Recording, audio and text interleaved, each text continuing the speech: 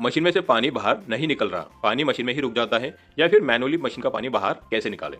अगर आपके मशीन में भी ये प्रॉब्लम आ रही है तो इसके दो रीजन होते हैं। या तो पीछे का आउटलेट पाइप गलती से ऊपर ही रह गया हो तो उसे नीचे जमीन पर डालिए, या फिर हो सकता है मशीन के आउटलेट चेंबर में कचरा जमा हो, या मशीन की ड्रेन मोटर खराब है। अब इनको चेक कैसे करें?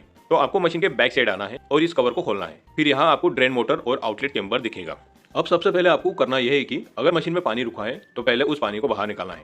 कैसे निकालना है? तो देखिए, यहाँ सामने एक मेटल की पट्टी है, इसे इस तरह पीछे की ओर करनी है जिससे पानी के लिए रास्ता खुल जाए और मशीन का सारा पानी बाहर निकल जाए। ये तरीका आप तभी यूज कर सकते हो जब लाइट चली जाए और किसी कारण आपको मशीन का पानी बाहर निकालना हो। ये आपको बंद मशीन में करना है। अगर ये पट्टी पीछे करने पर भी मशीन का पानी बाहर नहीं निकल रहा है तो आपको पहले मोटर को सेव करने के लिए इस तरह कवर करना है ताकि मोटर पर पानी ना गिरे। फिर इस कैप को धीरे धीरे खोलना है ताकि पानी मोटर पर ना गिरे। फिर सारा पानी निकल जाने के बाद आप इस रबर पार्ट को इस तरह बाहर निकाल सकते हो। यह रबर पार्ट खराब होने से भी आउटलेट चेंबर में कई सारी प्रॉब्लम आती रहती है।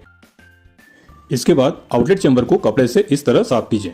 अगर आपको लगता है कि आउटलेट चेंबर में कॉइन अटके हैं तो उसके लिए आपको इस तरह एक मैग्नेट में धागा बांधकर आउटलेट चेंबर में डालना है और अंदर की ओर घुमाना है। अगर 1-2 रुपए का कॉइन है तो मैग्नेट से चिपक कर बाहर आ जाएंगे, और 5-10 रुपए के कॉइन है तो उन्हें आपको हाथ से या किसी मेटल की तार से निकालने होंगे।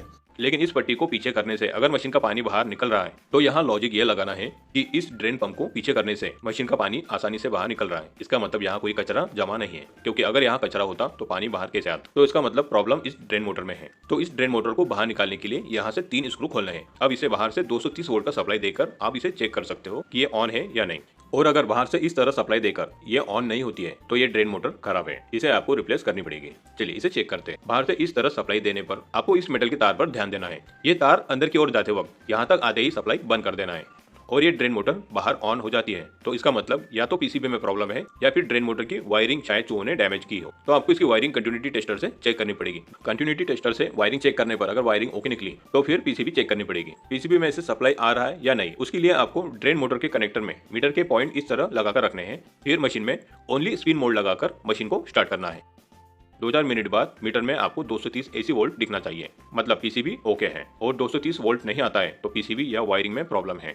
ये सब चेक करने के लिए आपको एक शॉर्टकट आइडिया बताते हैं। देखिए, सबसे पहले मशीन पर ओनली स्पिन मोड लगाकर मशीन को स्टार्ट करना है, मतलब जैसे पानी ड्रेन करते हैं उस तरह। और यहाँ पीछे आकर इस मेटल के तार को देखना है। अगर ये पीछे की ओर जाता है तो पीसीबी, वायरिंग और ड्रेन मोटर सब ओके है। आउटलेट चेंबर में ही कचरा जमा है और ये तार पीछे नहीं जाता है तो ड्रेन मोटर, वायरिंग और पीसीबी इन तीनों में से किसी एक में प्रॉब्लम है। तो जैसे हमने अभी आपको तीनों पार्ट चेक करके बताए उस तरह आप भी इन्हें चेक कर सकते हैं। और इस वीडियो में बताए गए सभी प्रॉब्लम पर हमने अलग अलग वीडियो भी बनाए हैं। वो सभी वीडियो आप हमारे चैनल के सर्विस वाले प्लेलिस्ट में जाकर देख सकते हैं। ये बड़ी अच्छी बात कही आप।